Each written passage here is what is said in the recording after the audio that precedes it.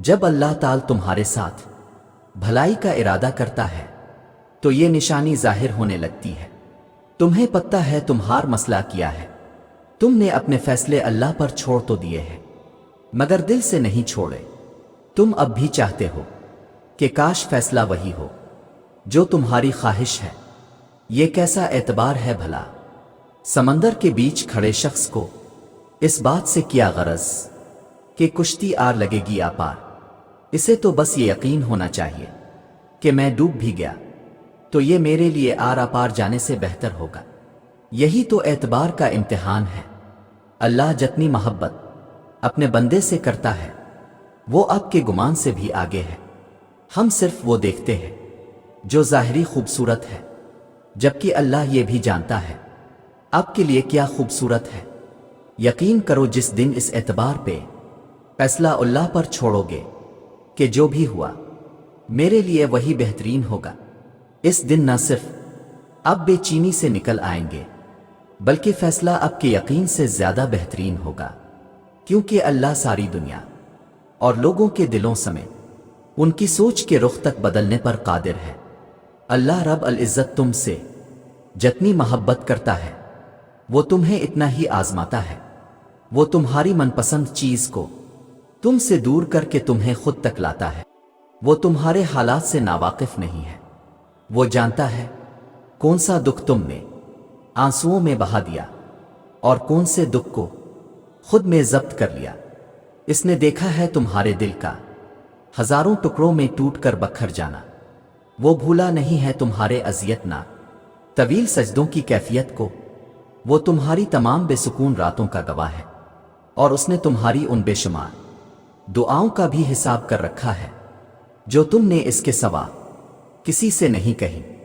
وہ تمہیں برے وقت سے اس لیے گزارتا ہے تاکہ تم اپنے اچھے وقت میں اسے یاد رکھو۔ اللہ رب العزت تمہارے ساتھ ہے اور وہ ہمیشہ تمہارے ساتھ رہے گا۔ وسیلے وہاں سے نہیں بن سکے جہاں سے تم نے سوچ رکھا تھا، تو یقین رکھو کہ وسیلے اب وہاں سے بنیں گے جہاں سے کوئی بھی تصور نہیں کر سکتا۔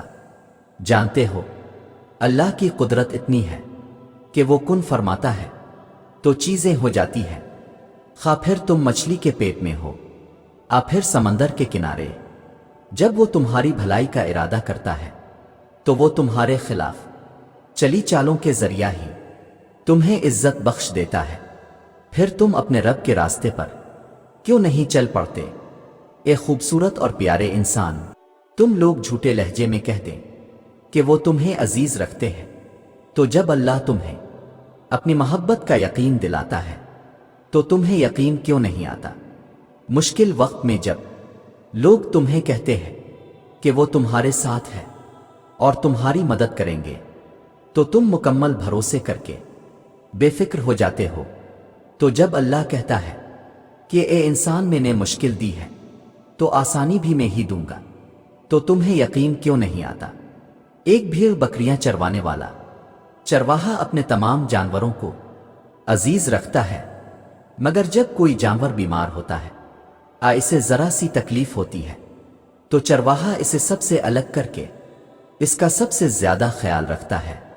عام دنوں میں دیکھے نہ دیکھے مگر بیماری میں بار بار آ کے دیکھتا ہے، تو کیا تمہیں اتنا بھی یقین نہیں جتنا ایک جانور کو چرواہے پہ ہے؟ کیونکہ دکھی بھی تو بیماری ہے، مایوسی بھی تو بیماری ہے، اور بیماری تو ہمیشہ بندے کو رب کے قریب کرتی ہے۔ پھر تم اپنے رب کی رحمت سے کیسے مایوس ہو سکتے ہو؟ اللہ تعالیٰ نے قرآن کریم میں فرمایا، اور ان قریب تمہارا رب تمہیں اتنا دے گا کہ تم راضی ہو جاؤ گے۔ تو حالات کیسے بھی جا رہے ہیں، زندگی کیسی بھی گزر رہی ہے، وقت کیسے بھی چل رہا ہے، جب سب کچھ چل رہا ہے کچھ بھی رکا نہیں ہے، تو امید باندھے رکھی۔ اپنے امید کا چلنا کیوں روک دیا ہے؟ آپ کے پاس تو سب سے بڑی امید ہے، آپ کے پاس تو اللہ ہے، اور پتہ ہے اللہ آپ کو راضی کرنا بھی جانتا ہے۔ یہ سب ایسے ہی ہونا ہے، یہ طوفانوں سے گزرتا قافلہ چلتے چلتے جب اپنی منزل پر پہنچ جائے گا تب آپ راضی ہو جائیں گے۔ دیکھو طول فوہے سے گزرے بغیر کیسے پتہ چلے گا کہ تمہارا رب مشکل کشا ہے؟ بن مانگے ہی مل جائے تو کیسے یقین ہوگا کہ تمہارا رب دعاؤں کا بہت سننے والا ہے؟ اگر سب تمہارے ساتھ رہیں گے تو کیسے پتا چلے گا کہ اللہ کے سوا کوئی اپنا نہیں ہوتا؟ ناممکن کی طلب اگر تمہیں نہیں دی جائے گی اور تم ناممکن سمجھ کر مانگنا ہی چھوڑ دو گے تو کیسے پتا چلے گا کہ اللہ معجزے کرنے پر قادر ہے؟ سنو، تم انسان ہو، اس قابل نہیں ہو کہ اس کی مصلحتوں کو سمجھ سکو۔